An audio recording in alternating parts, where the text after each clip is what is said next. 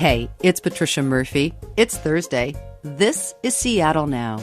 We have some new video tonight of an elderly man who was pushed to the ground in Oakland's Chinatown by a suspect who police say... We know something has to change. We know that we have to come together to invest in communities and resources that ensure the safety for not just our Asian Americans, but for everybody. Racism and violence perpetrated against the Asian American community is becoming more visible and more prevalent.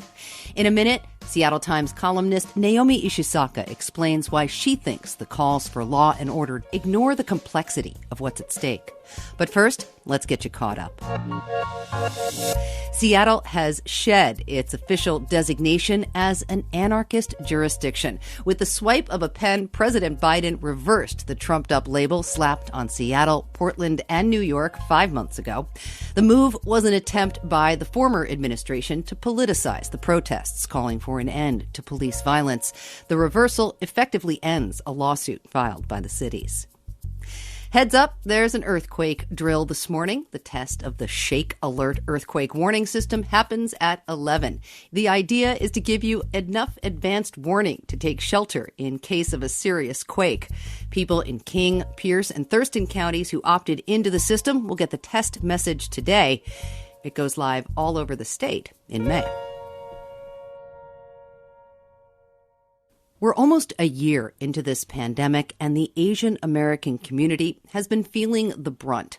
Racism towards Asian Americans in the U.S. has been a near constant throughout the pandemic. And now videos of violent attacks in the Bay Area are making the rounds. In one assault in Oakland, a 91-year-old Asian man is being thrown to the ground. There are many voices calling for a response to this violence. But Seattle Times columnist Naomi Ishisaka says these recent incidents are complicated.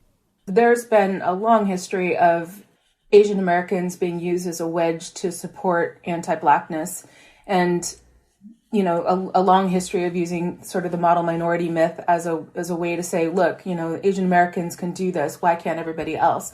And it's incredibly damaging. It's an extremely problematic framing for these relationships. And I think one of the things that we have to do is, get it out of our minds that when these kinds of things happen, I think in people's minds, it's like this sort of, boogeyman of like a white supremacist, neo-Nazi sort of thing.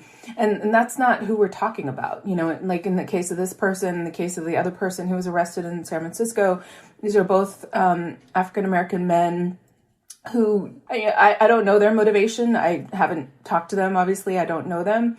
But to just jump to the conclusion that that's somehow, a white supremacist motivated action, I don't think tracks to the actual facts on the ground. And I think as Asian Americans in the Asian American community, it's really incumbent upon us to pump the brakes a little bit and say, yes, we need to get awareness out about these attacks. They're terrible. But at the same time, as we get awareness out, instead of going back to the same sort of pattern behavior of saying, okay, we need to increase sentencing, we need to lock these people up, we can't let them see the light of day. That's the approach that we've always taken in these kinds of situations. And it's not actually increasing our public safety on the ground.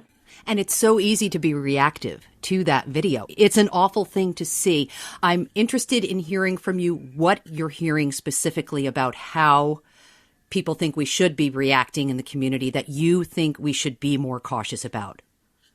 Yeah, I think the two tracks that I've seen most are this sort of, get tough, lock them up, don't let them see the light of day track. And then there's the other track that I'm been speaking about, which is much more like we had this whole racial justice uprising to get us to think differently about our system of policing and our legal system, right? And it's not something where we can cherry pick the people for whom that's going to apply to, right? We aren't going to be able to just take that transformation and only use it when we think it makes sense. Like if we think it makes sense to change the system from the ground up and to start allocating our resources in a different way, we have to do it even when it's people that are heartbreaking to us that are being attacked and being hurt, which is not to say that there's no accountability. There has to be accountability. But we know that mass incarceration is not the path to that accountability. We know that adding more police is not the path to that accountability. And I think that's the sort of tension that we're seeing is like for a lot of people who haven't been targeted by the police in the same way They see adding police as sort of the one-stop magic bullet that's going to solve all these problems. And even in the Asian American community, I think it's important to remember too, like we had Tommy Lay, who, was shot and killed by police officers because they thought he had a weapon and all he had was a ballpoint pen. And so, those kind of situations actually affect us too, and we need to be lifting up those stories as well. There was a moment this summer between the Asian and Black community. There was a bonding over the George Floyd protests in the city. Where are we with that relationship right now? What was the result? Is it ongoing? I think it's definitely ongoing, but I think that this is a test, right?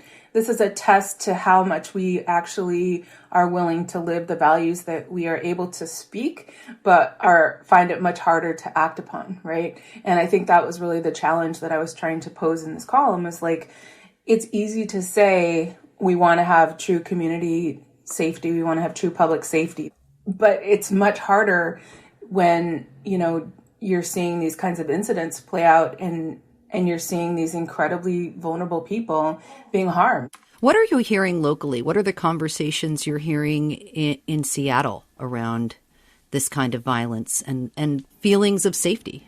I think people are really scared. I think that all these things are true at the same time.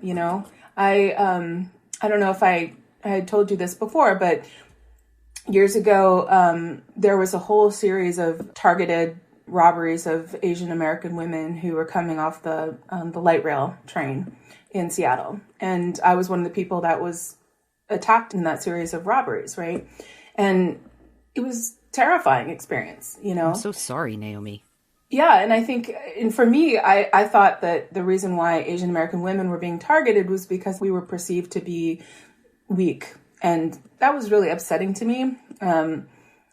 It may sound weird, that's the part that was really upsetting to me, but I was kind of like, I don't know, for some reason that aspect of it really shook me. But then later I found out that it was really more that there was a perception that Asian American women carried a lot of cash with them.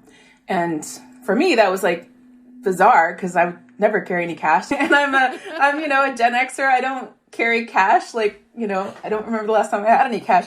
So the thought of that's so bizarre, but in retrospect, it made more sense, I think that experience sticks with you and it makes you feel wary and scared. And that's, that's real. But people feel wary and scared all the time, every day, You said it was terrifying. Obviously, it was a traumatic experience. Were you angry? How did you think justice should have been meted out in that case? Yeah, honestly, I wasn't angry. I was sad. I've been doing this kind of work for a really long time. And I know that in the case of the person, I didn't see them. They came up at me from behind, but I could tell when they were running away that they were young, maybe a teenager or something like that. So I had a lot of compassion for them, because to be in a circumstance where you feel like the only way for you to get your needs met is to, rob a stranger walking down the street at night. That's a level of inhumanity towards others that I don't think that people, when they're given the opportunity to make the kind of choices that we all hope we can make, choose, right? These are choices based on desperation. These are choices based on not having enough resources for everyone. And so that's kind of really how I saw it. And so I thought the whole thing was terribly sad. And you really pulled grace out of the moment. I see a very clear line between how our social safety net operates and how these types of incidents get born, and they're all totally interconnected. Really appreciate the talk, Naomi Ishisaka. Yeah, thank you. Naomi Ishisaka is a columnist for the Seattle Times. Seattle Now is produced by Caroline Chamberlain Gomez, Clare McGrane, and Jason Pagano. Matt Jorgensen does our music.